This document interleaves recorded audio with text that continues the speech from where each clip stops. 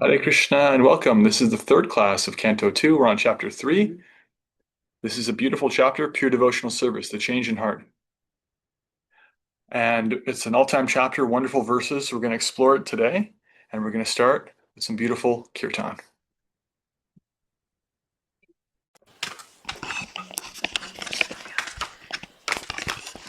Alright, bowl sweet souls, let's drop in together. And honor this beautiful lineage of Gaudiya Vaishnavism. All of the teachers, the acharyas who have walked this path before us, bestowing the light of knowledge upon us, removing the darkness of ignorance. Take a deep breath and fill up.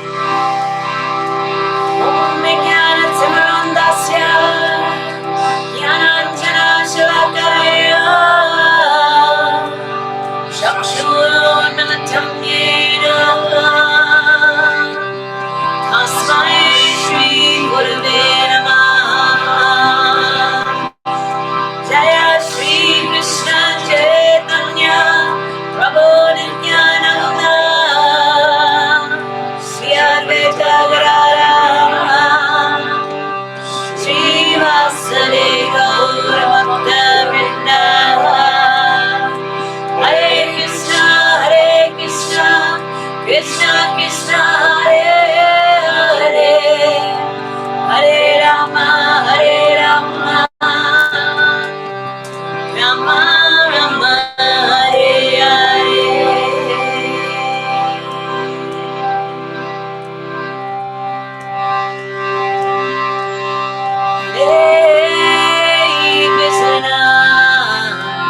Hare Krishna, Krishna Krishna, Hare Hare, Hare Rama, Hare Rama.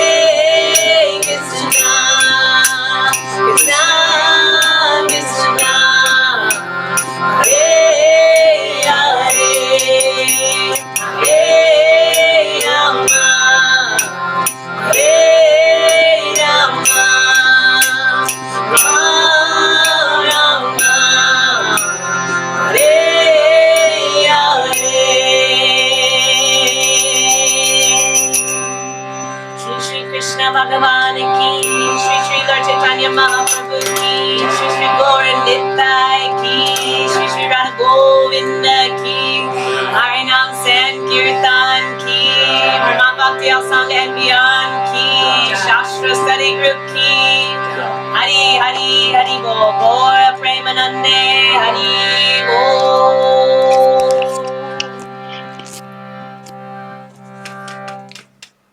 Om Jnanatimirandhasya Jnananjanashrakaya Chakshurunmilitam Yena Tasmai Shri Gurave Namaha Vachakalpatarupyascha Krupasantupya Evacha Patitanam Bhavanebhyo Vaishnavebhyo Namo Namaha Jai Shri Krishna Chaitanya Prabhu Nityananda Shri Advaita Gadadhara Shri Vasadi Gaura Bhakta Vrinda Hare Krishna, Krishna Krishna, Hare Hare, Hare Rama, Rama Rama, Hare Hare.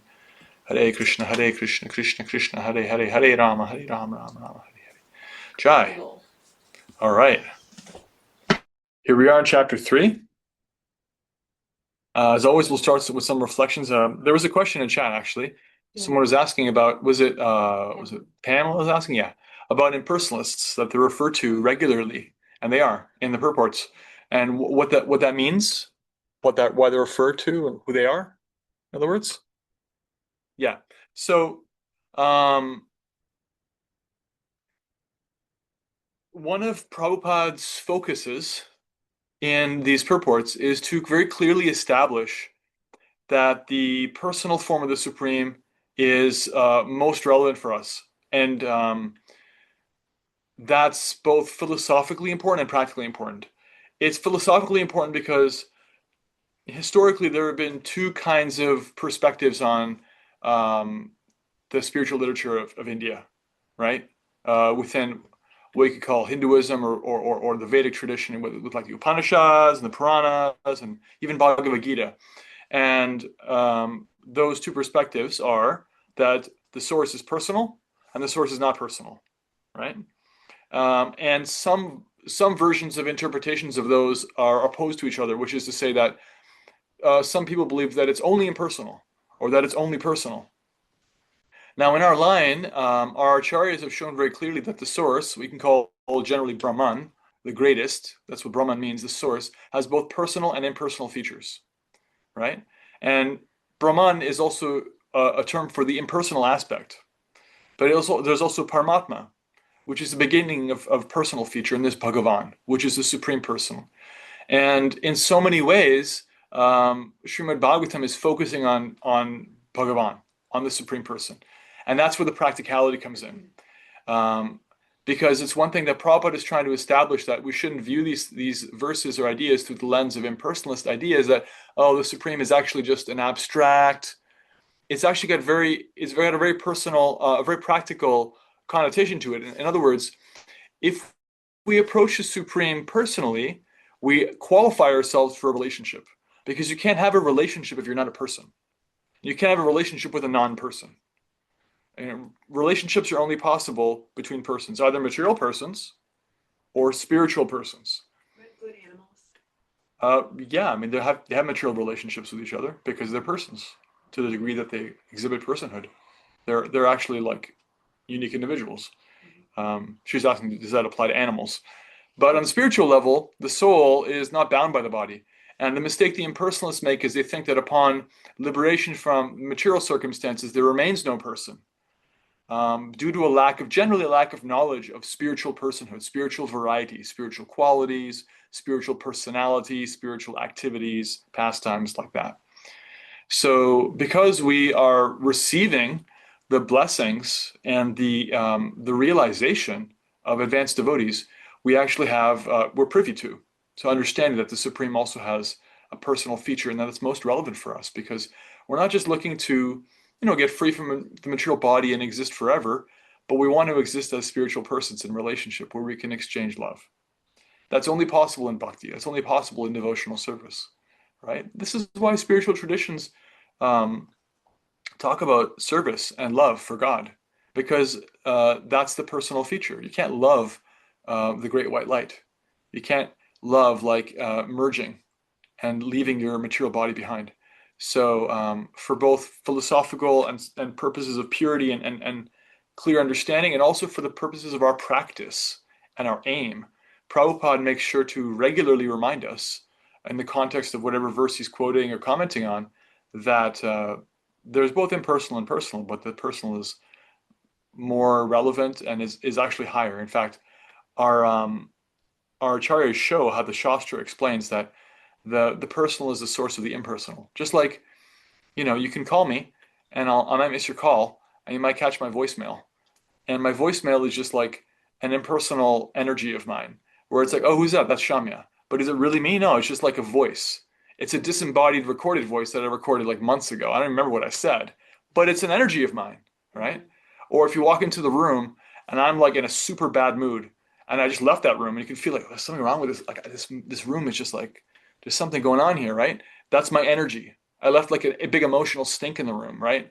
That's like my separated energy. So that's an analogous to how Krishna, the supreme person, he has so many energies, but they're not him. He remains a person. So we're aiming at that person, not just like trying to find a corner of his energy and like veg out on that, or to like merge into just being. Does that make sense? Does that help? Still a little confusing, but it does make more sense. And that's kind of what I thought, but it kept coming up. And I kind of compared it to what Gopi said to me once, that in this tradition, they have their God is Krishna. They know their God is a person. Whereas in like being raised Catholic, they talked about God, but it was never anything but a light or a force or something like that. So that's kind of what I was relating it to, if that makes sense. Yeah. You kind of have to dig in other traditions. You kind of have to dig for like knowledge about personal features. Reference is there to personhood because, God is referred to as like the Father, and one is meant to develop love for God and to love God and serve God, and you can't do that unless there's personhood. But it becomes difficult unless there's detail. As the old adage goes, love is in the details, right? Like if I told you, oh, I love this person, but and you're like, oh, what do you know about them? Oh, I just met them. I just saw them across the street. Then it would seem very shallow. And so love actually grows when you develop knowledge of the person. So that's one of the great gifts of the Srimad Bhagavatam and of this tradition is that um, it shows how the Supreme Person is manifested in so many ways, as Krishna, as Rama, as the divine feminine Radharani, and in so many manifestations with detail. And those details are actually spiritual; they're not material. Um, the divine doesn't take on a material form when they show up. They show up in spiritual form. So just talking about that form or those activities or those qualities or their devotees or their pastimes is itself very purifying and very, very much spiritual. So keep hearing, Okay. keep associating with that personal feature, and it'll become more and more clear. Okay. Thank you. Thank you for the explanation and for um, taking the time to explain that to me. I appreciate Yeah. it. And one of the other comments reflected on and shared one of a part of a purport where Prabhupada said that there may be some confusion. I'm paraphrasing. There may be some confusion about the personal form of the Lord, but because of a practical service attitude, that form becomes manifested and becomes more and more clear. That as an idea, personhood at the spirit the level of spiritual liberation, what does personhood mean? Is like it can seem vague or not clear, but because of his service attitude, we attract Krishna's mercy, and then actually he gives us his grace so we can actually understand. It's like the desires. I really want to serve you. I really want to see you. I really want to be of service to you, and just practically doing service, like chanting and getting together like this and reading and serving the devotees. That's a service attitude, and that actually qualifies us to understand better. Is this not actually a mental or intellectual adjustment? It's not like, oh yeah, I figured it out. Now I get it. It's actually it, it's actually like a relationship. So showing you want to be of service really attracts the mercy, so that you actually get to see the Lord and his face. Yeah. Eileen has her hand up. Hare Krishna. I Hare got to listen to the recording last night, so thank you for such a beautiful. It was a good one. I was like captivated. I don't know. It just for some reason this chapter is just really good. So I had three small points. One is I just love the title of this chapter. I was having a discussion with another devotee, and we were talking like when you're in the temple, you're taking darshan of Krishna. When you're in your home with your deities, you're taking darshan. But like every devotee can take darshan at every second of the day because Krishna's in your heart, right? And taking darshan of that Paramatma or that form of Krishna. So I just thought that that was just really beautiful, and it tied in with the title of this section. I Yeah. think it's like gets to the essence of bhakti. Like we have a lot of esoteric stuff that goes on, and there's a lot of really different parts of the philosophy, but this is just like the essence I felt like when we were reading through this. So I appreciated that. I also really appreciated, like, it's funny on when I really dug in because you had said to really dig into text 35 and to text 36. So I did. And I just thought I was laughing. I was like, it's funny how the secular world tries to explain different things, right? That now I see as like God or God winks or, so what we would call intuition or what we call like a gut feeling, Prabhupada really explains it very nicely when we talk about how the super self and the individual self are both spirit, but they aren't on an equal level. And one supplies intelligence and the other follows the direction. And I felt like, what we would call like, intuition, or I get this feeling like that's a lot. I mean, for me, I feel like that's God speaking to me when it's that simple, beautiful, like thoughtful voice. And then the very last thing that I really appreciated from Prabhupada was in text 36, where he talks about the great acharyas, and then he also talks in other countries about Muhammad and Christ. And so I just really appreciate his interfaith conversation there. I just think that's just such a beautiful thing when you hear a lot about a lot of other religions or a lot other groups talking about God and how their God is the right God. I just really love Prabhupada for like, bringing up that like there's many pathways to God here and how to, but the important part is to be chanting always, praying always, and having this personal God. And so I just, I really appreciated those three things. Thank you. Yeah, lots of nice realizations there. Yeah, Srila Prabhupada and our acharyas are simultaneously very dedicated to Krishna, but also very broad-minded because they can understand. As Krishna himself says in Bhagavad Gita, Ye tamam prapadyante tangs tathavi pachamyaham mama vartman vartante manushyav partha sarvshaha. O son of Partha, Arjuna, as somebody surrenders unto me, I reciprocate accordingly, and everybody's following my path in all respects. That God is God, divine is the divine. And one may have more or less understanding of the personal feature, or they may be more or less advanced in their relationship, but that's a very much an individual thing. It doesn't necessarily have to do with what tradition one is in. But Krishna is manifesting everybody's ability to come closer to him one way or another. And so our acharyas are able to see that, oh yeah, here's the personal form in another tradition, here's the impersonal feature, and here's like, good karma, and they could just pinpoint very clearly what things are without any hint of like fear and attachment, which you see in the sectarian mentality, where it's like, no, it's got to be like this, and I don't know what that is, so I'm afraid of it, and that kind of thing. So that's definitely a hallmark of our line, which I also really appreciate. And I think you might find even more really nice, really practical, dare I say, delicious verses and purports in today's chapter 3. Are there any more reflections before we jump in, or questions, comments? I was just gonna, when Eileen, when you were bringing that up, the point about him speaking about the other religions and things. I'm reading Prabhupada's Leela right now, and he went to a Christian college, and he had Bible study and stuff every day, which is interesting. I never really realized that he would be, that well rounded in terms of having exposure to other things, given what he's done for our movement. But I just find that really interesting. Yeah.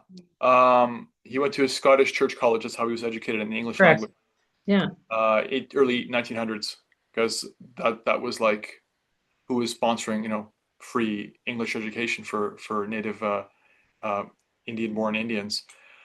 If you want an example of somebody who really, I would say their service to Krishna included like really becoming much more, even more than Prabhupada, knowledgeable about different traditions, would be Bhaktivinoda Thakur, because of how he, at the time that the time in the historical time where he came about, and he really studied traditions very carefully before he found Lord Chaitanya's movement and the Chaitanya Charitamrita, and in books like Sri Chaitanya Shikshamrita, he does a really good job of explaining how different kinds of ways of thinking, as they appear in different traditions, are examples of the evolution of growth spiritually.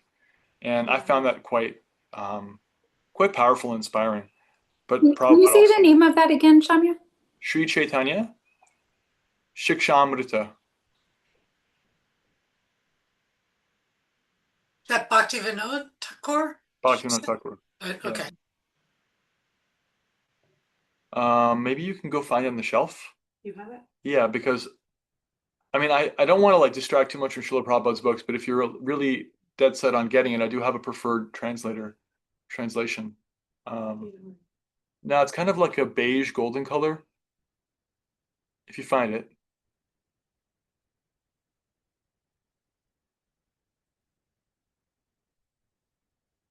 Yeah.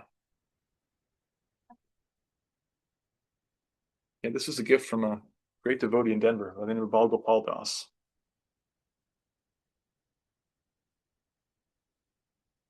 Yeah, Bhanu Swami. The translation by Bhanu Swami, Bhanu Swami. His translation is terrific. That's what I recommend. I'll send a picture. Yeah. You can probably find it online too in like a PDF form.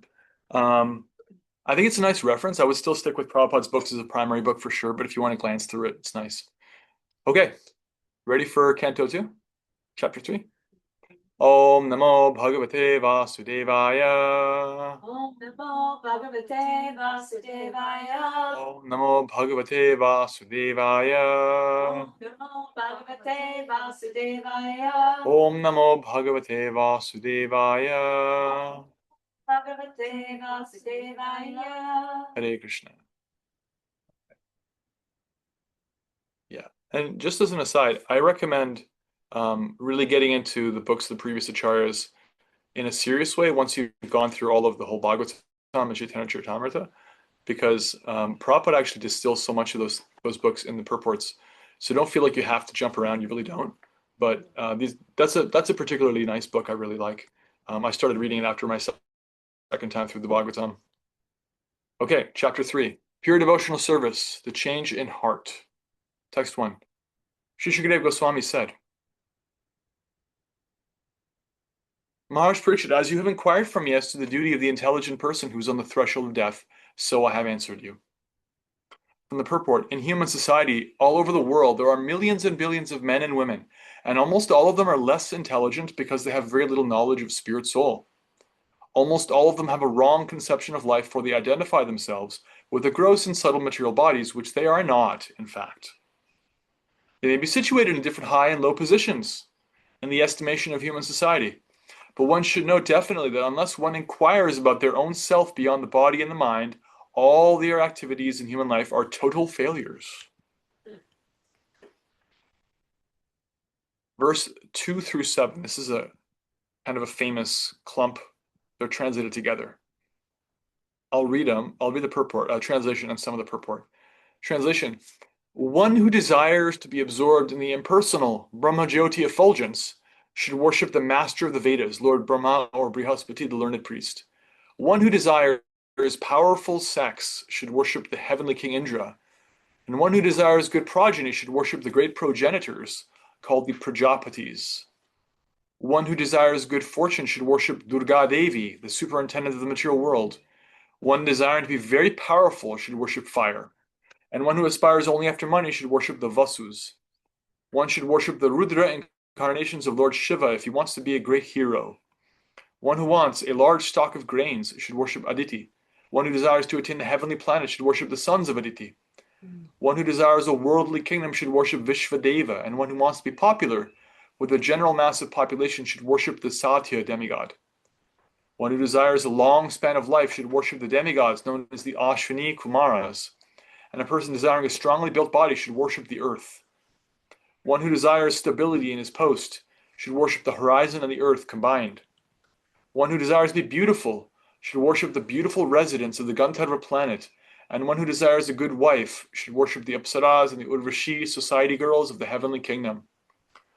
One who desires domination over others should worship Lord Brahma, the head of the universe. One who desires tangible fame should worship the personality of Godhead, and one who desires a good bank balance should worship the demigod Varuna. If one desires to be a greatly learned man, he should worship Lord Shiva. And if one desires good marital relation, he should worship the chaste goddess Uma, the wife of Lord Shiva. It is very interesting if you take these verses in isolation, they appear to be like promoting the worship of various sub-demigods. Prabhupada points out there are different modes of worship for different persons desiring success in particular subjects.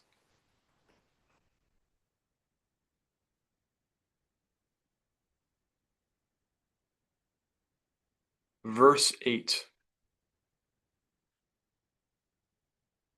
One should worship Lord Vishnu or his devotee for spiritual advancement and knowledge, and for protection of heredity and advancement of a dynasty, one should worship the various demigods. Purport. The path of religion entails making progress on the path of spiritual advancement, ultimately reviving the eternal relation with Lord Vishnu in his impersonal effulgence, his localized Paramatma feature, and ultimately his personal feature, by spiritual advancement and knowledge. And one who wants to establish a good dynasty and be happy in the progress of temporary bodily relations should take shelter of the Pitas and of the demigods in other pious planets. Such different classes of worshippers of different demigods may ultimately reach the respective planets of those demigods within the universe. But he who reaches the spiritual planets in the Brahmajyoti achieves the highest perfection. Right? As Krishna says in the Bhagavad Gita 9:25, Yanti deva vrata devan, pitrun yanti pitrivrataha, putani yanti putija, yanti madhyajino pimam.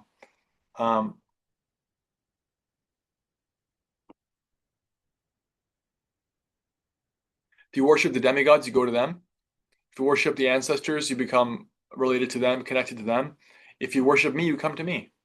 We have some agency. We get to decide what we want to do with our energy. We're little units of attention. And so in the fully intact Vedic culture, there was facility there to worship different demigods for those who are still very much materially attached. And Krishna says in Bhagavad Gita that such worship is not really a good idea. In fact, he says persons who engage in it are not very intelligent, because he says whatever results are being offered by my own agents in the form of demigods, I'm actually enabling that. So one should really just come to me, even if they have material desires. But here we have like a little more detail, like how it is different empowered living entities who aren't the supreme. They have certain areas, certain domains, and they can give one different gifts. We see like in the 7th canto of Srimad Bhagavatam that Hiranyakashipu wanted to live forever. And so he worshipped, he did some very severe austerity and received the benediction of Brahma. And from Brahma, he asked for immortality. Of course, Brahma couldn't exactly give it to him because Brahma doesn't have immortality himself.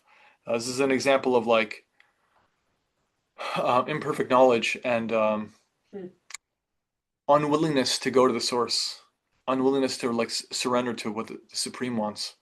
But there's some facility there for that. And so these verses are about that.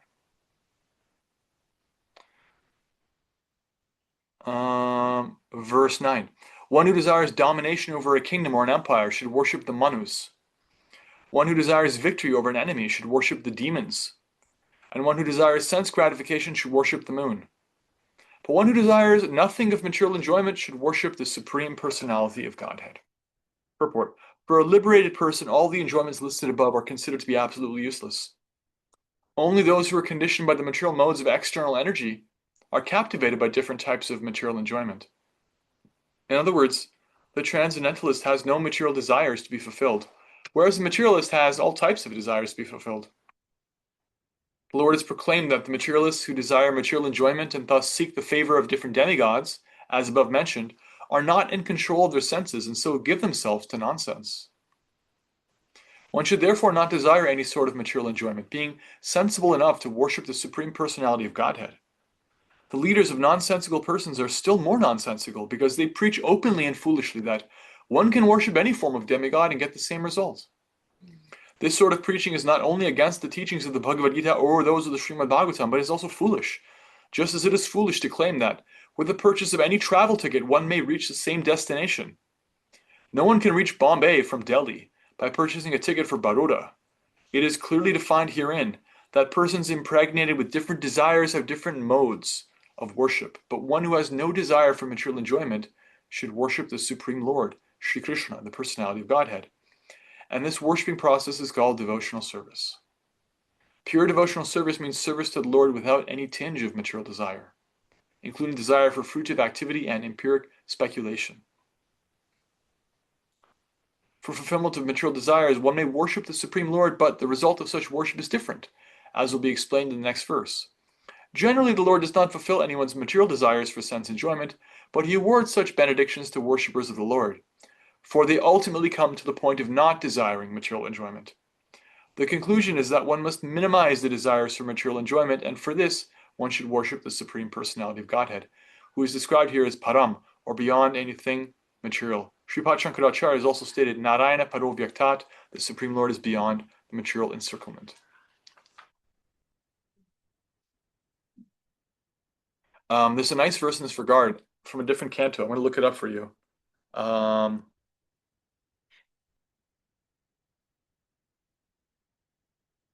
This is from Srimad Bhagavatam, Canto 5, Chapter 19, verse 27. It's a beautiful principle.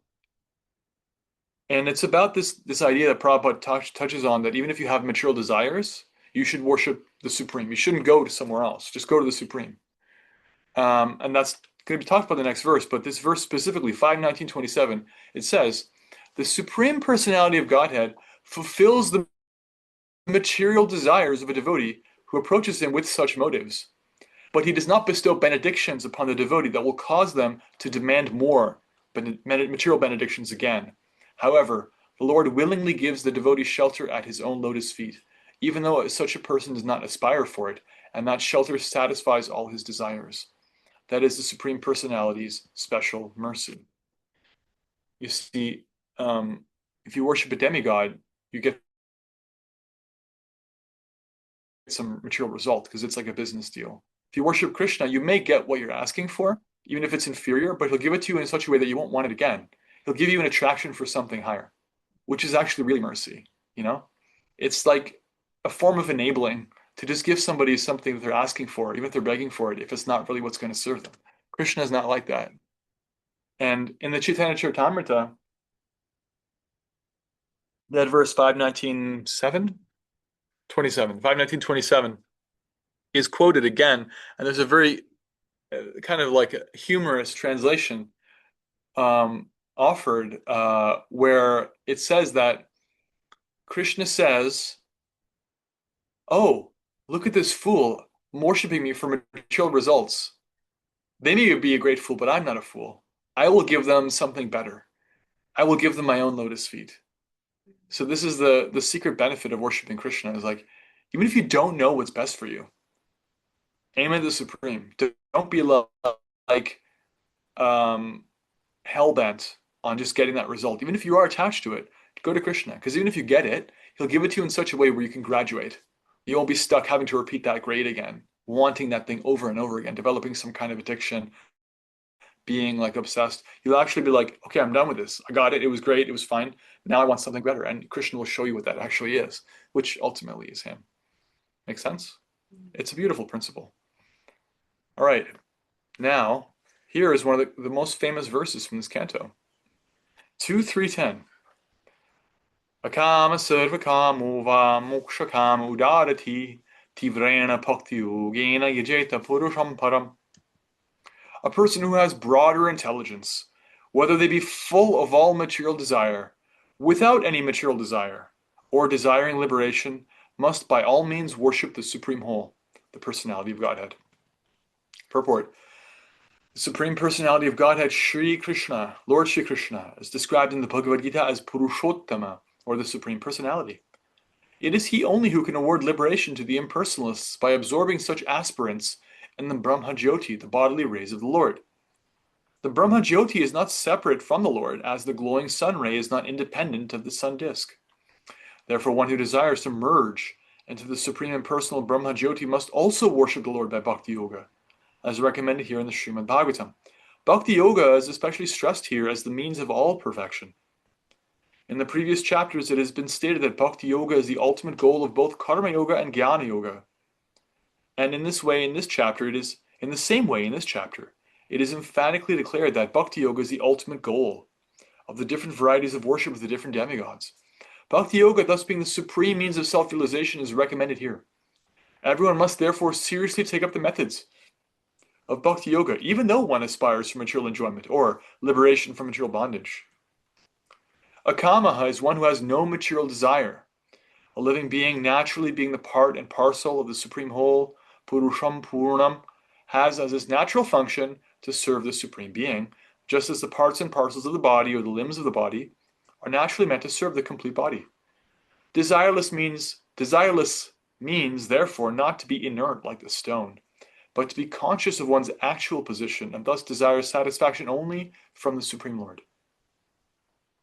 Srila Jiva Goswami has explained this desirelessness as Bhajaniya Paramapurusha Sukha Matra Sukhatvam and a Sandarbha. This means that one should feel happy only by experiencing the happiness of the Supreme Lord. This intuition of the living being is sometimes manifested even during the conditioned stage of a living being in the material world, and such intuition is expressed in the manner of altruism, philanthropy, socialism, communism, etc. by the undeveloped mind of less intelligent persons. In the mundane field, such an outlook of doing good to others in the form of society, community, family, country, or humanity is a partial manifestation of the same original feeling in which a pure living entity feels happiness by the happiness of the Supreme Lord. What an interesting idea, right? Like, it is better to give than to receive. Like, even the way that in material society, even atheistic material society, looks up to people who are giving because they found a higher taste. Why have they found a higher taste? This is the logic. Because we're made for that. This is a partial manifestation of the same original feeling in which a pure living entity feels happiness by the happiness of the Supreme Lord, right? The difference is, if you try to make anyone else the center, it's imperfect because no one else is the center. No one else is the root of all of existence. We're made for service, and so if you engage in service, it's better than being selfish. But there's a nice analogy in Canto 4 that you have to water the root of a tree. You shouldn't try to water the leaves. You shouldn't try to water the twigs and every square centimeter of the branches and trunk. It doesn't work. You can't even count it. It's too many things. Water the root. So that's what bhakti is. Bhakti is watering the root. Continuing the purport. Such superb feelings were exhibited by the damsels of Vrajabhumi, that's Vrindavan, for the happiness of the Lord. The gopis loved the Lord without any return, and this is the perfect exhibition of the akamaha spirit. Kama spirit, or the desire for one's own satisfaction, is fully exhibited in the material world, whereas the spirit of akama is fully exhibited in the spiritual world. Thoughts of becoming one with the Lord, or being merged in the Brahmajyoti, that's the impersonal rays of his body, can also be exhibitions of kama spirit, or personal desire, if they are desires for one's own satisfaction to be free from the material miseries. A pure devotee does not want liberation so that they may be relieved from the miseries of life. Even without so-called liberation, a pure devotee is aspirant for the satisfaction of the Lord. Influenced by the kama, or hankering spirit, Arjuna declined to fight in the Kurukshetra battlefield because he wanted to save his relatives for his own satisfaction. But being a pure devotee, he agreed to fight on the instruction of the Lord because he came to his senses and realized that satisfaction of the Lord at the cost of his own satisfaction was his prime duty. Thus he became a kama. That is the perfect stage of a perfect living being. Udarati means one who has a broader outlook. People with desires for material enjoyment worship small demigods, and such intelligence is condemned in the Bhagavad Gita as Hrutagyana, the intelligence of one who has lost their senses. One cannot obtain any result from demigods without getting sanction from the Supreme Lord. Therefore, a person with a broader outlook can see that the ultimate authority is the Lord, even for material benefits. Under the circumstances, one with a broader outlook, even with the desire for material enjoyment or for liberation, should take to the worship of the Lord directly. And everyone, whether an akama, means no material desires, sakama, means full of material desires, or mokshakama, which means you hanker to be liberated from all of material situations, everyone should worship the Lord with great expedience. This implies that bhakti yoga may be perfectly administered without any mixture of karma and jnana, as the unmixed sun ray is very forceful and is therefore called tivra. Similarly, unmixed bhakti yoga of hearing, chanting, etc. may be performed by one and all regardless of inner motive. So here's your evidence. If you ever find yourself doubting, oh, I don't know if I belong, I can't really chant, I can't really practice bhakti, I'm like, yeah, it's for someone else, I'm not pure enough. Incorrect. Here it is. You got material desires? Come on in. Just practice pure bhakti, as much as possible, pure bhakti. And you can fulfill your desires as necessary. And if Krishna is really merciful, he'll let you skip some levels. Like you could skip some grades in school. It's like, yeah, you don't have to worry about that.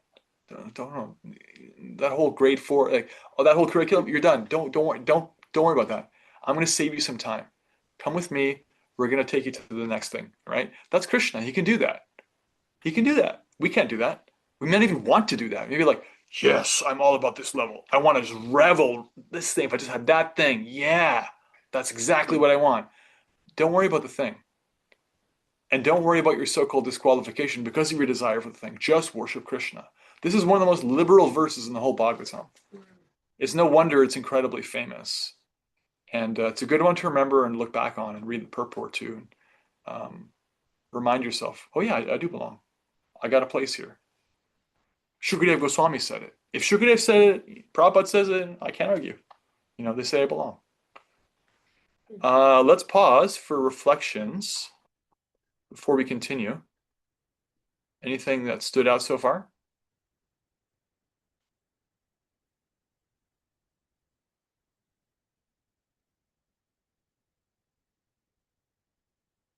It's okay if no. We can just continue. So,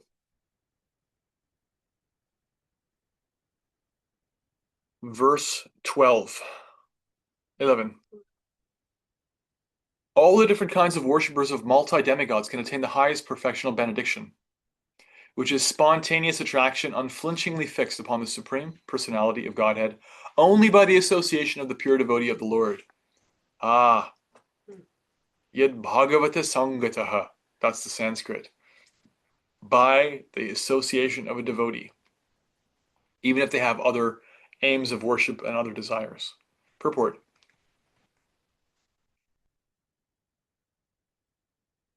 The living entity in their pure state is conscious of the fact that they are a part and parcel of the Lord, but when they are thrown into the material world on account of their desire to lord it over material energy, they become conditioned by the three modes of material nature, and thus struggles for existence for the highest benefit. This struggle for existence is something like following the will-o-the-wisp under the spell of material enjoyment. All plans for material enjoyment, either by worship of different demigods, as described in the previous verses of this chapter, or by modernized advancement of scientific knowledge without the help of God or demigod, are illusory only. For despite all such plans for happiness, the conditioned living being within the compass of material creation can never solve the problems of life, namely birth, death, old age, and disease. The history of the universe is full of such plan makers, and many kings and emperors come and go, leaving a plan-making story only. But the prime problems of life remain unsolved despite all endeavors by such plan makers. In other words, it's Krishna's arrangement that the universe is full of birth, death, old age, and disease. You can't escape it, no matter what plans you have. Actually, human life is meant for making a solution to the problems of life. One can never solve such problems by satisfying the different demigods, by different modes of worship, or by so-called scientific advancement in knowledge, without the help of God or the demigods.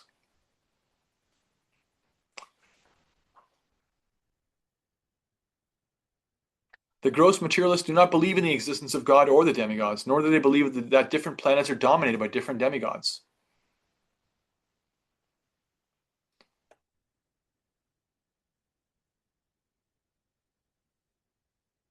from later on in the purport. Unless the gross materialists or the worshippers of the temporary demigods come in contact with a transcendentalist like the pure devotee of the Lord, their attempts are simply a waste of time. Only by the grace of the divine personalities, the pure devotees of the Lord, can one achieve pure devotion, which is the highest perfection of human life. Only a pure devotee of the Lord can show one the right way of progressive life.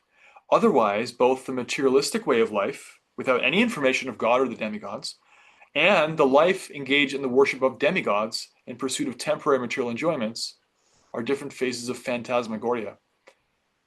They are nicely explained in the Bhagavad Gita also, but the Bhagavad Gita can be understood in the association of pure devotees only, and not by the interpretations of politicians or dry philosophical speculators. Yeah, Bhagavad Gita has been popular in the West for over 200 years, 250 years.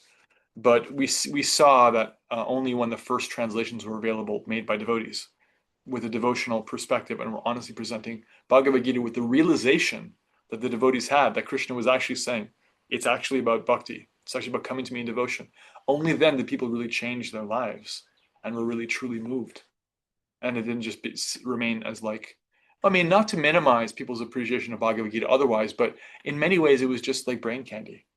Wow, how beautiful, nice poetry. This is cool. And you can appreciate a lot about the material world, very scientific, very practical.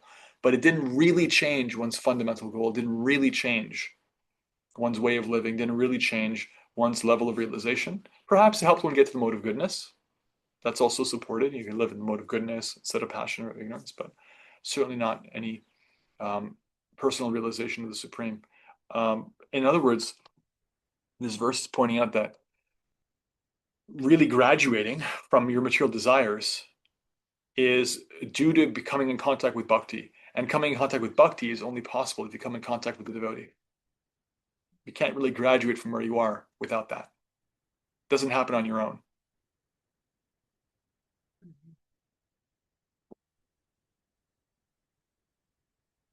Text 12. Transcendental knowledge in relation to the Supreme Lord, Hari, is knowledge resulting in the complete suspension of the waves and whirlpools of the material modes. Such knowledge is self-satisfying due to its being free from material attachment, and being transcendental, it is approved by authorities. Who could fail to be attracted? Purport. According to Bhagavad Gita 10.9, the characteristics of pure devotees are wonderful.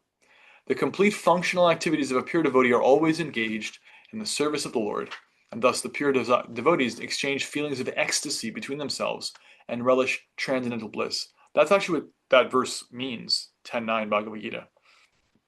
That's what that verse is referring to. This transcendental bliss is experienced even in the stage of devotional practice, if properly undertaken under the guidance of a bona fide spiritual master. That's why you're all coming on Tuesdays. We may not be pure devotees, but we're feeling something when we hear these verses.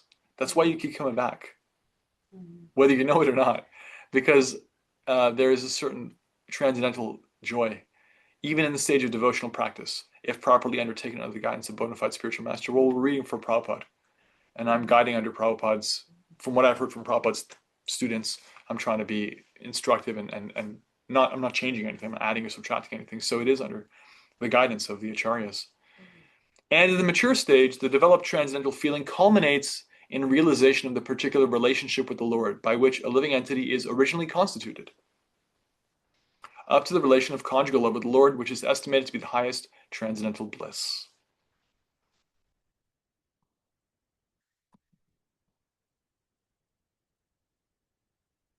This Kaivalya Pantha begins from Shravana, or hearing those topics that relate to the personality of Godhead, and the natural consequence of hearing such Hari Katha is attainment of transcendental knowledge, which causes detachment from all mundane topics, for which a devotee has no taste at all. Here, a devotee refers to a pure devotee.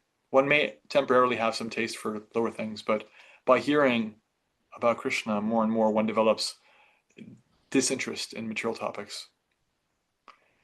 For a devotee, all mundane activities, social and political, become unattractive, and in the mature stage, such a devotee becomes uninterested even in their own body, and what to speak of bodily relatives. In such a state of affairs, one is not agitated by the waves of the material modes. There are different modes of material nature, and all mundane functions in which a common person is very much interested, or in which he takes part, becomes unattractive for the devotee. they may continue to function and respect in relationship to those things. Like, it's not that when someone becomes a pure devotee, they stop eating or stop breathing because they're uninterested. They perform what they need to do as a matter of duty. It's that they're no longer like, oh yeah, sleep. I get to sleep now. Like, they're not like that. It's just like they're getting so much joy from their spiritual practice. This is not that they don't sleep, although they usually need less, especially when they're very advanced devotees. But their relationship with it is quite different. Does that make sense? Yeah. The first class devotee of the Lord attains this stage by devotional service, but despite their loftiness, for the Lord's satisfaction, they may play the voluntary part of a preacher of the Lord's glory and dovetail all into devotional service, even mundane interest, just to give the neophytes a chance to transform mundane interest into transcendental bliss. Sri Rupa Goswami has described this action of a pure devotee as nirbandha krishna sambandhe yuktang vairagyam uchite. Yukta vairagya. Service, connecting that which is material, helping the advanced devotee can help devotees to engage their material propensities to be used in Krishna's service, so that it becomes instrumental to becoming purified. Right? Somebody likes to cook for Krishna. You may not be a pure devotee when you start, but it'll purify you but that process, right? You like to sing for Krishna, etc., etc. Even mundane activities dovetailed with service to the Lord are also calculated to be transcendental or approved kaivalya affairs. Okay, so the next section is just a little glorification of Parikshit Maharaj and Shukadeva Goswami. 13. Shaunika is hearing this conversation from Suta Goswami about what Shukadeva and Parikshit were saying. The son of Vyasadeva, Sri Shukadeva Goswami, was a highly learned sage and was able to describe things in a poetic manner. What did Maharaj Parikshit again inquire from him after hearing all that he had said?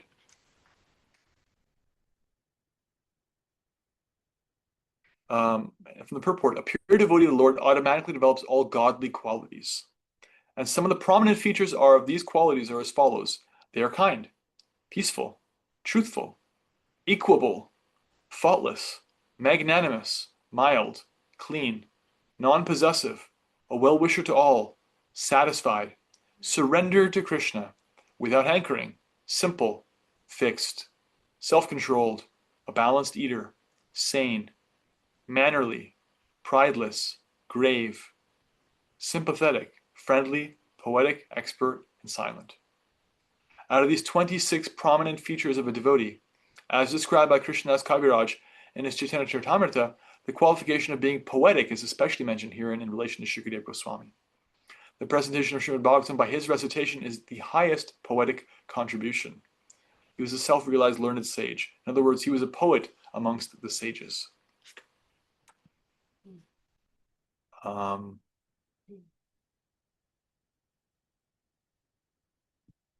Kavi. He was considered a kavi, a poet. And then we find like the acharyas like Bhaktivinoda Thakur, all of them. They write incredible songs. They have beautiful poetry. Their sense of artistry is masterful because they're inspired by the divine energy. Whether they are or are not artistic, the poetic qualities is something that's in the heart that comes out when one becomes purified more and more. 14. O learned Suta Goswami, please continue to explain such topics to us because we are all eager to hear. Besides that, topics which result in the discussion of the Lord Hari should certainly be discussed in the assembly of devotees.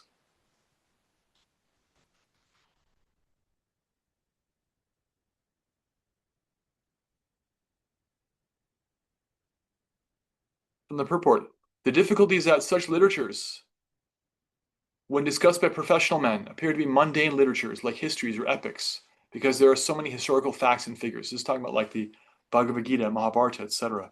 It is said here, therefore, that such literatures should be discussed in the assembly of devotees. Unless they are discussed by devotees, such literatures cannot be relished by the higher class of person. So the conclusion is that the Lord is not impersonal in the ultimate issue. He's a supreme person, and he has his different activities. He is the leader of all living entities, and he descends at his will and by his personal energy to reclaim the fallen souls. Thus he plays exactly like the social, political, or religious leaders. Because such roles ultimately culminate in the discussion of topics of the Lord, all such preliminary topics are also transcendental. That is the way of spiritualizing the civic activities of human society. People have inclinations for studying history and many other mundane literatures, stories, fiction, dramas, magazines, newspapers, etc. So let them be dovetailed with the transcendental service of the Lord, and all of them will turn to the topics relished by all devotees. The propaganda that the Lord is impersonal, that he has no activity, and that he is a dumb stone without any name and form, has encouraged people to become godless, fatalist demons. And the more they deviate from the transcendental activities of the Lord, the more they become accustomed to mundane activities that only clear their path to hell, instead of return them back home, back to Godhead. This is a critique of impersonal spirituality, is that if one presents the Supreme as being without variety, then one is presenting a path of practice that ultimately leaves one lacking and indirectly leaves one to hanker after the material energy, because that's where varieties are found also. If you can't have spiritual variety, you'll just hanker after material variety. This is one of the critiques that Narada gave to Vyas when he said in Canto 1, Chapter 5, you've indirectly encouraged people in their material desires by not being straightforward and direct enough about the Supreme Person.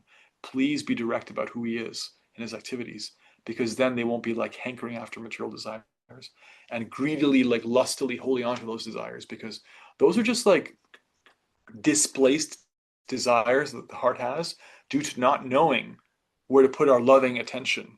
If we don't know how to put our attention on Krishna, on the Supreme Person, we will become attracted to man, woman, child, food, sex, drugs, nature, whatever, without any, which is with blinders on, like without any context or greater scope, because we have to, because we're made for a relationship, we're made for giving.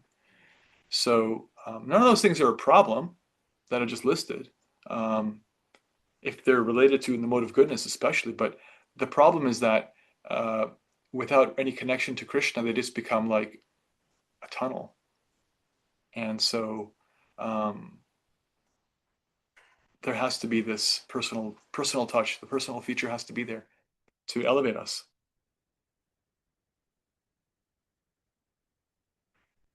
Srimad Bhagavatam begins from the history of the Pandavas with necessary politics and social activities, and then Srimad Bhagavatam is said to be the Paramahamsa Samhita, or the Vedic literature meant for the topmost transcendentalist, and it describes Param Jnanam, the highest transcendental knowledge. Pure devotees of the Lord are all Paramahamsas, and they are like swans, who know the art of sucking milk out of a mixture of milk and water. Right? And milk, swans is actually scientific facts. Milk, the swan can actually, if you can mix milk and water, and they can drink it, and like filter out the water just like the milk. They have some quality, an enzyme in their little beaks that can do it. And so the analogy is given here. Why? Because the devotees, the pure devotees, even if they're hearing about like the politics of the Pandavas and stuff, it's all presented to capture people's attention, because politics, romance, sex, violence, powerful, heroic activities. Yeah, that's all the same stuff everyone's looking for, right? But it's all in relationship to Krishna and his devotees. So one gets a lower taste and one gets a higher taste at the same time. And the pure devotee is like completely indifferent to the lower taste, only takes the higher taste of, Krishna and his devotees, their devotional service. And until one is there, that hearing about the varieties of pastimes is very practical and efficacious, because it's like, I like hearing about like, romance. So Krishna's how he like kidnaps 5 different queens and sweeps them off their feet, and like, I love that, But it's a trick. It's a little trick from Krishna, because it's actually divine. Verse 15, Maharaj Parikshit, the grandson of the Pandavas, was from his very childhood a great devotee of the Lord. Even while playing with dolls, he used to worship Lord Krishna by imitating the worship of the family deity. From the purport, children who appear in such families fortunately generally imitate such worship of the deities, even in the way of childhood play. Now, Prabhupada's going to talk in the first person, very rare, but he does do it. By the grace of Lord Sri Krishna, we had the chance of being born in a Vaishnava family. And in our childhood, we imitated the worship of Lord Krishna by imitating our father.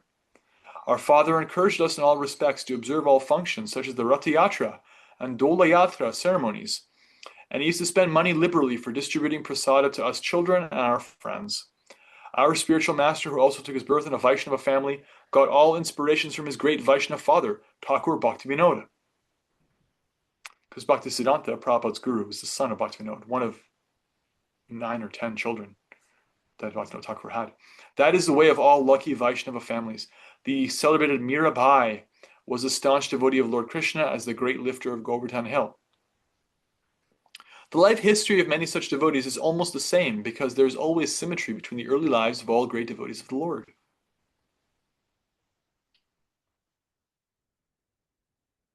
According to Jiva Goswami, Maharaj Parikshit must have heard about the childhood pastimes of Lord Krishna at Vrindavan, for he used to imitate the pastimes with his young playmates. But there are also others who may not be liberated from birth, but who develop a tendency for devotional service by association, and they're called sadhana siddhas.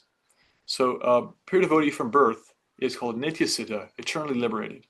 Sadhana siddha becomes liberated perfect by their practice. Sadhana means practice. There is no difference between the two in the ultimate issue. And so the conclusion is that everyone can become a sadhana siddha, or a devotee of the Lord, simply by association with the pure devotee. The concrete example is our great spiritual master Sri Narada Muni. In his previous life, he was simply a boy of a maidservant, but through association with great devotees, he became a devotee of the Lord of his own standard, unique in the history of devotional service. 16. Shukadeva Goswami, the son of Vyasadeva, was also full in transcendental knowledge and was a great devotee of Lord Krishna, son of Vasudeva. So there must have been discussion of Lord Krishna, who was glorified by great philosophers and in the company of great devotees.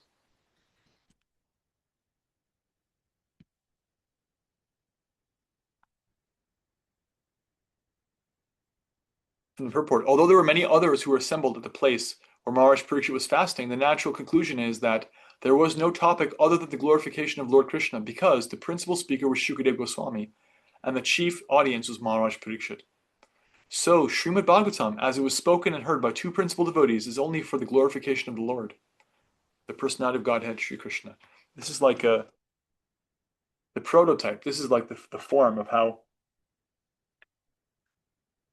the Bhagavatam and literature like it should be appreciated.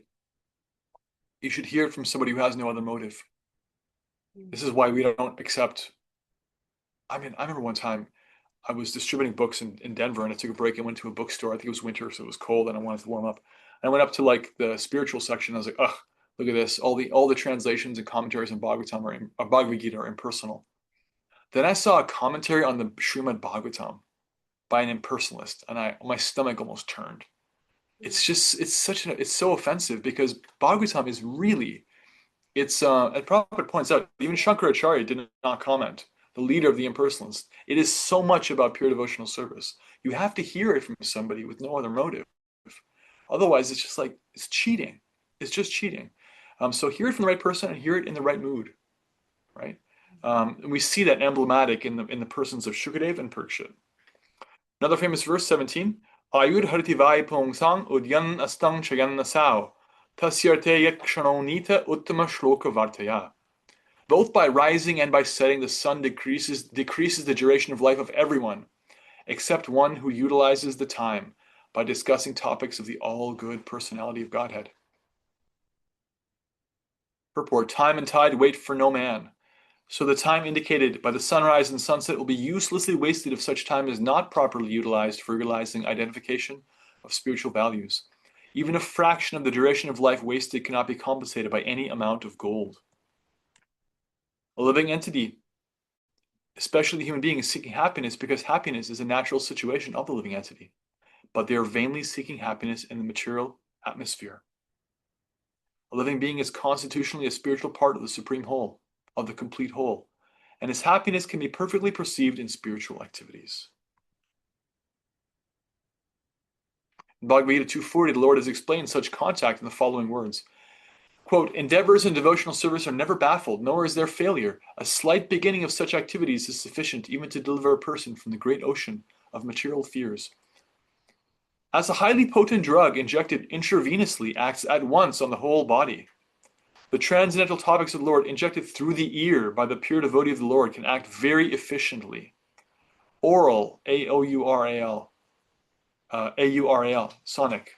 Realization of the transcendental messages implies total realization, just as fructification of one part of a tree implies fructification of all other parts. This realization for a moment in the association of a pure devotee like Shukadeva Goswami prepares one's complete life for eternity, and thus the sun fails to rob the pure devotee of their duration of life, inasmuch as they are constantly busy in the devotional service of the Lord. Death is a symptom of the material infection of the eternal living being. Only due to material infection is the eternal living being subjected to the law of birth, death, old age, and disease.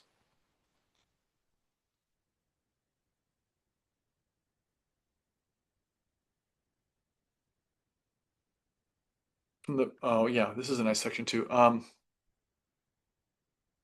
Charity is recommended to be given to a Brahmana. If the money is given in charity to a non-Brahmana, without Brahminical qualification, the money is returned in the next life in the same proportion.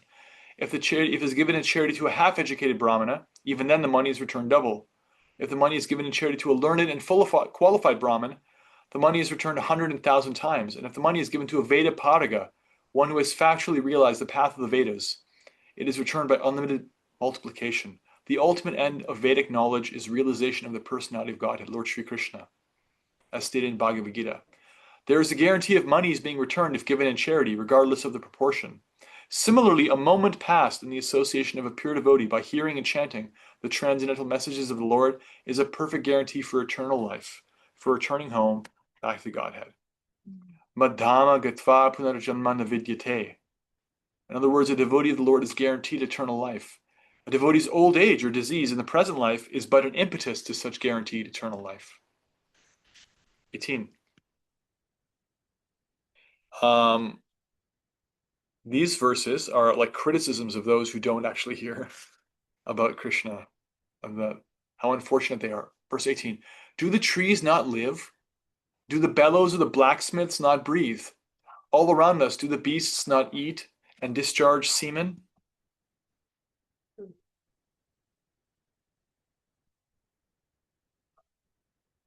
From the purport, the Bhagavatam asks whether other animals like the dogs and hogs living in the same village with human beings do not eat and enjoy sexual life. The specific utterance of Srimad Bhagavatam in regard to, quote, other animals means that persons who are simply engaged in planning a better type of animal life, consisting of eating, breathing, and mating, are also animals in the shape of human beings. A society of such polished animals cannot benefit suffering humanity, for an animal can easily harm another animal, but rarely do good. 19. Men or persons, this is a gender-neutral idea here, persons who are like dogs, hogs, camels, and asses, praise those persons who never listen to the transcendental pastimes of Lord Sri Krishna, the deliverer from evils.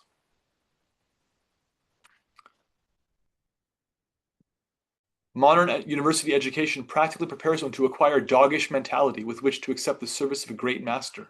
As dogs are negligible animals and serve the master faithfully for bits of bread, a person serves a master faithfully without sufficient rewards.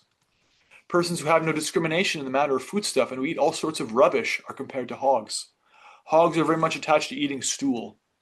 So stool is a kind of foodstuff for a particular type of animal.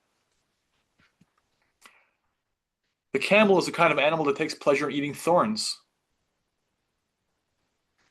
The camel also sucks its own blood while chewing thorny twigs. The thorns the camel eats cut the tongue of the camel, and so blood begins to flow within the camel's mouth.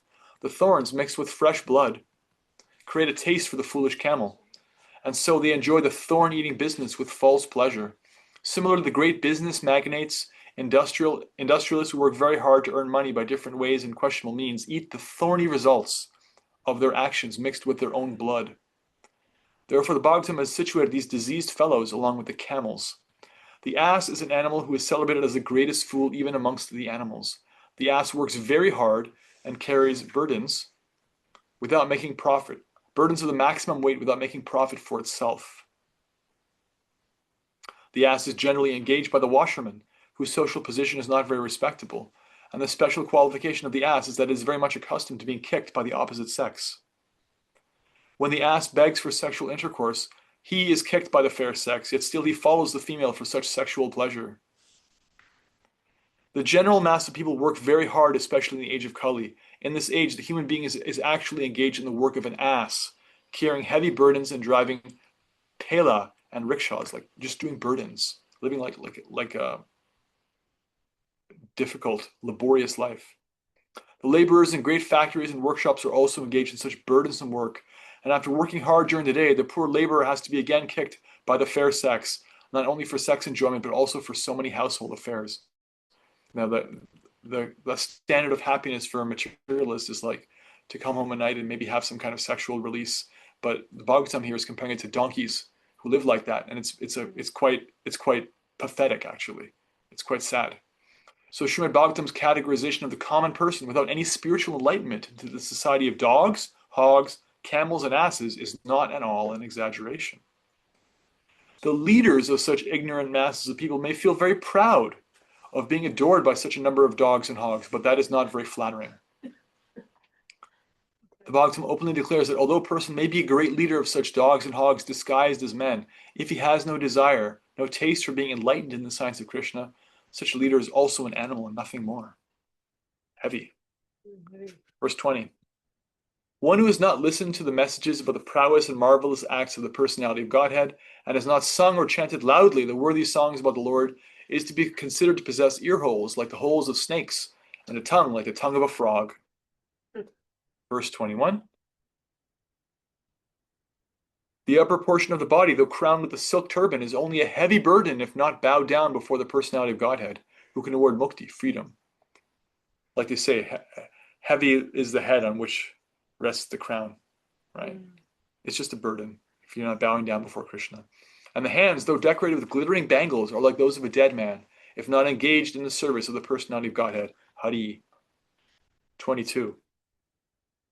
The eyes which do not look at the symbolic representations of the personality of Godhead, Vishnu, his forms, name, quality, etc., are like those printed on the plumes of the peacock.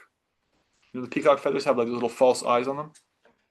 And the legs which do not move to the holy places where the Lord is remembered are considered to be like tree trunks.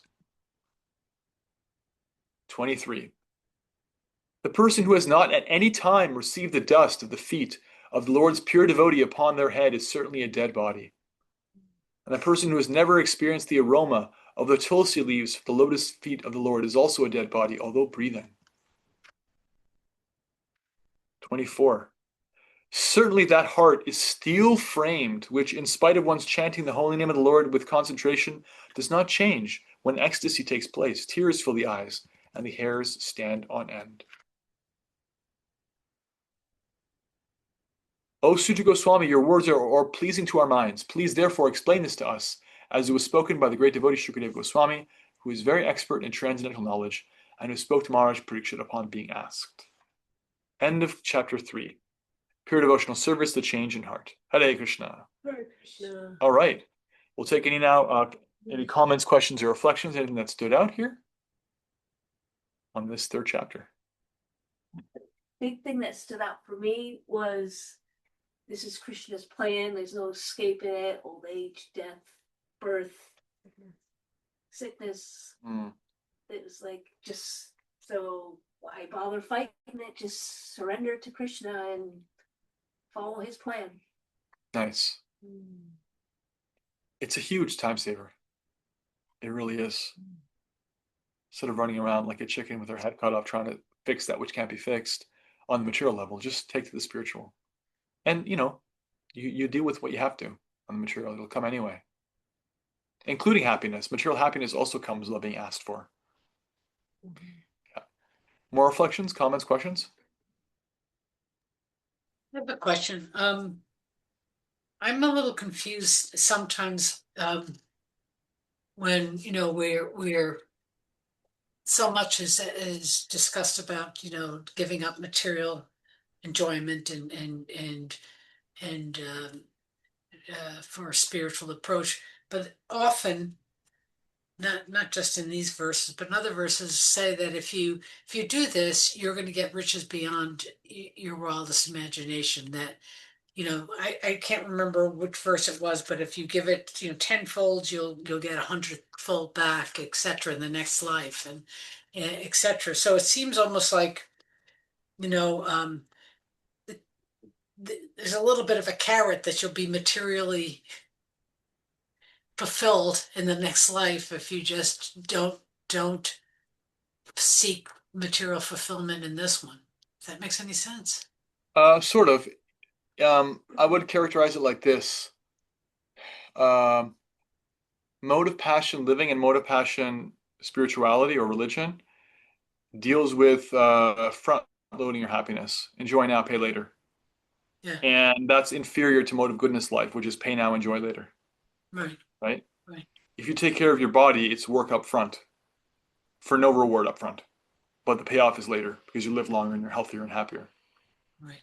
If you eat just junk food and never sleep, you get to have more happiness per unit of second, but you'll crash and burn.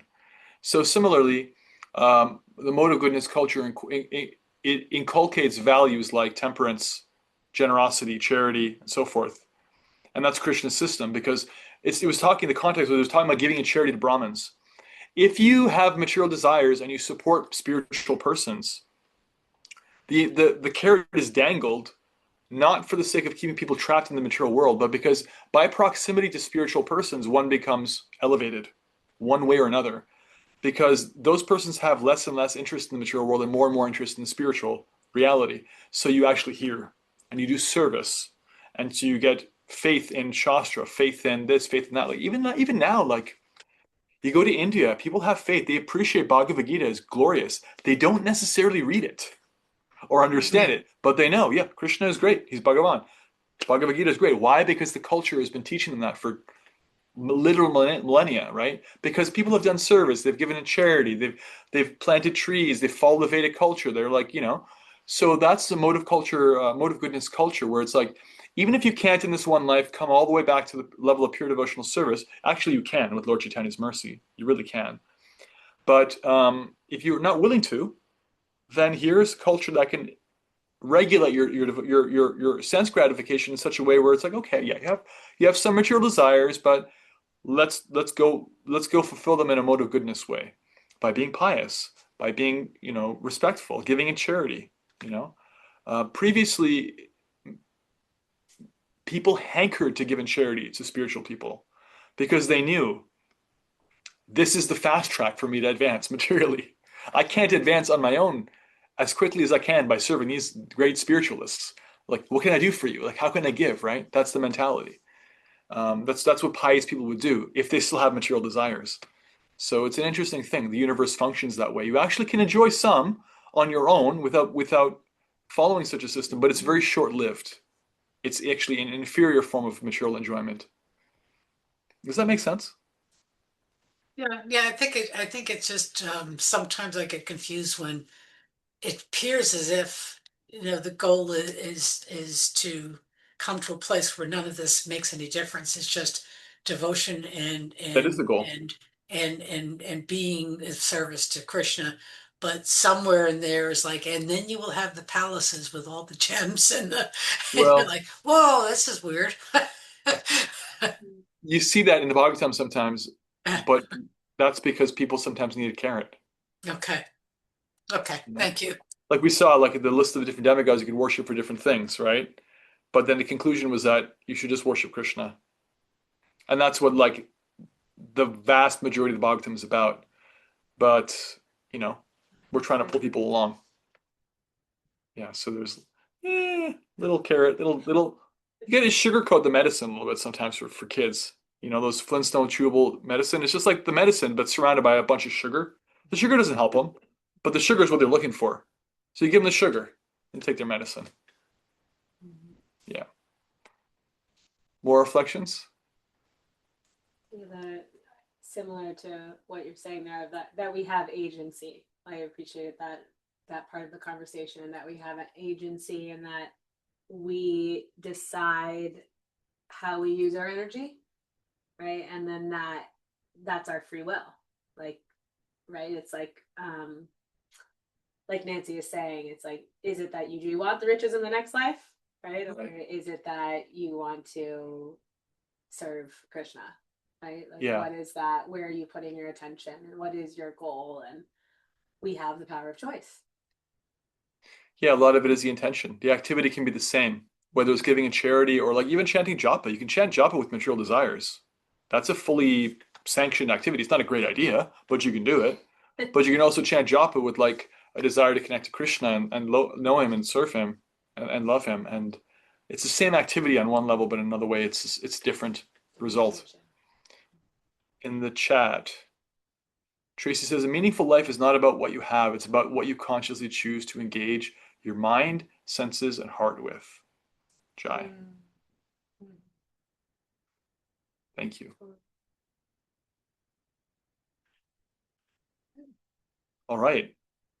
Let's pause there for today. We finished chapter 3, Srimad Bhagavatam Ki Jai. Shout out to our YouTube crew, WhatsApp crew. So for this week, please reflect back from this chapter 3, pure devotional service, the change in heart. Beautiful verses, some classic verses here. And share your realizations, share your reflections. There's a lot of good stuff there. Jai. Srimad Bhagavatam Ki Jai, Srila Prabhupada Ki Jai. Hare Krishna, Krishna Krishna, Hare Hare. Hare Rama, Rama Rama, Hare Hare. Jai. Pure devotional service Ki Jai.